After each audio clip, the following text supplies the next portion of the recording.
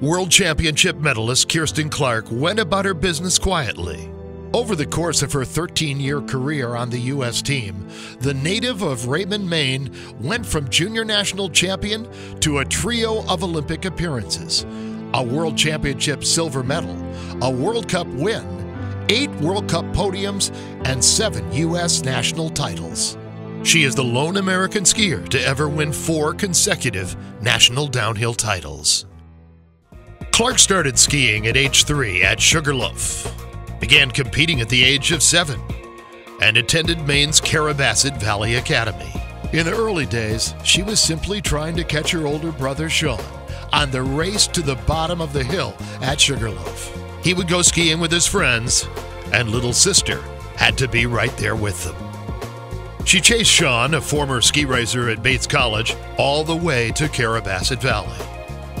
Without CVA, says Kirsten, I wouldn't have been able to achieve my dreams of becoming the best.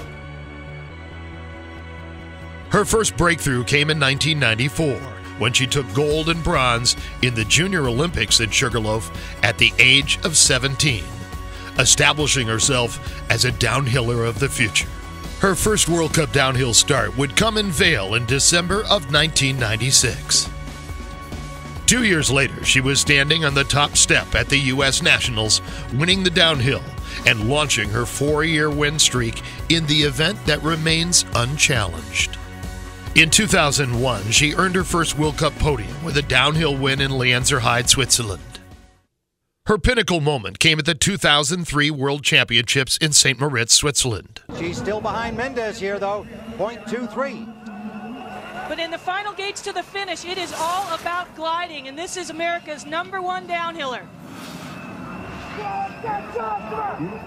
Working her way down toward the finish line now. In that tuck, Clark to the finish line, and she's into first place, 1,300. A mere 0.2 hundredths of a second off the pace of world champion Michaela Dorfmeister of Austria, Clarkie powered to the silver medal, leading an American 2-3 charge with teammate Jana Mendez.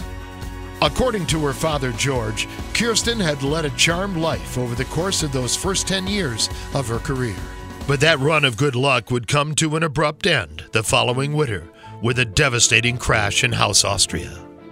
A year after her ACL surgery, Kirsten needed to have a scope on her knee to help with excessive swelling, but following the procedure, she came down with a major setback. A staph infection that threw a wrench into the vital lead-up to the start of the 2006 Torino Olympic season. Consequently, the 2005-06 season was disappointing.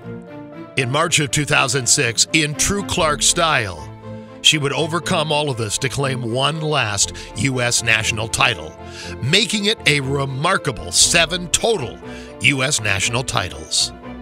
13 years is a long time, said Clark at her retirement, and my body and mind are telling me so.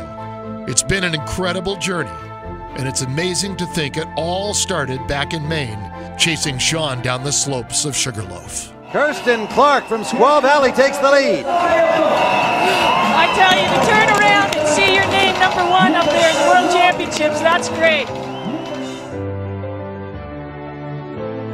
As accomplished as she was an athlete, Clarkie's behind-the-scenes leadership, along with the example she set with her amazing work ethic, was not only inspirational to her teammates, but also played a pivotal role in the growth of the U.S. women's speed team of today.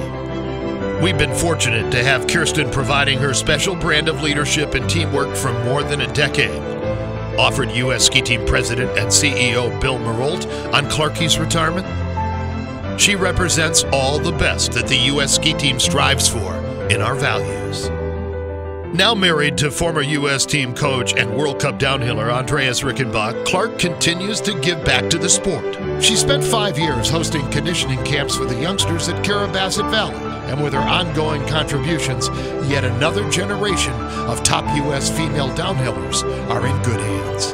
And so tonight, for her lifetime achievements on snow, we now welcome Kirsten Clark into the U.S. Ski and Snowboard Hall of Fame and present her with our sport's highest award, the U.S. Ski and Snowboard Hall of Fame Medal of Honor.